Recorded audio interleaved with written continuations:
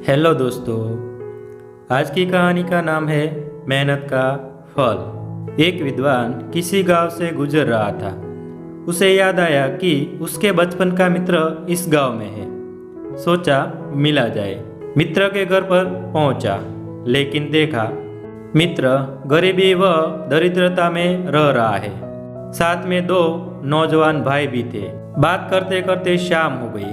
विद्वान ने देखा मित्र के दोनों भाइयों ने घर के पीछे आंगन में फली के पेड़ से कुछ फलियां तोड़ी और घर के बाहर बेचकर चंद पैसे कमाए और दाल आटा खरीद लाए। मात्रा कम थी। 3 भाई व विद्वान के लिए भोजन कम पड़ता। एक ने उपवास का बहाना बनाया, एक ने खराब पेट का। केवल मित्र विद्वान के साथ भोजन ग्रहण करने बैठा। रात हुई। विद्वान उलझन में है कि मित्र की दरिद्रता कैसे दूर की जाए। नींद नहीं आई।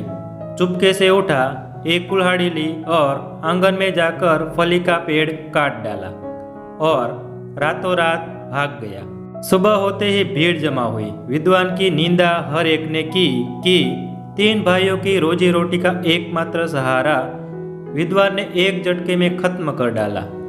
कैसा निर्दयी मित्र था। तीनों भाइयों की आंखों में आंसू थे। 2-3 बरस बीत गए।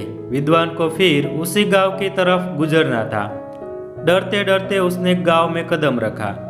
पीटने के लिए भी तैयार था। वो धीरे से मित्र के घर के सामने पहुंचा, लेकिन वहां मित्र की झोपड़ी की जगह कोठी नजर आई। इतने में तीनों भाई भी बाहर आए। अपने विद्वान मित्र को देखते ही रोते हुए उसके पैरों में गिर पड़े। बोले, यदि तुमने उस दिन फली का पेड़ न काटा होता तो आज हम इतने समृद्ध न हो पाते। हमने मेहनत न की होती। अब हम लोगों को समझ में आया कि तुमने उस रात फली का पेड़ क्यों काटा था। जब तक हम सहारे के सहारे रहते हैं, तब तक हम आत्मनिर्भर होकर प्रगति नहीं कर सकते।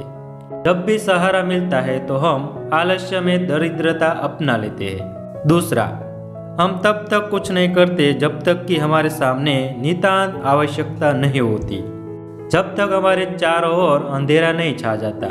जीवन के हर क्षेत्र में इस तरह के फली के पेड़ लगे होते हैं। आवश्यकता है इन पेड़ों को एक झटके में काट देने की। प्रगति का एक ही रास्ता है, आत्मनिर्भरता। धन्यवाद।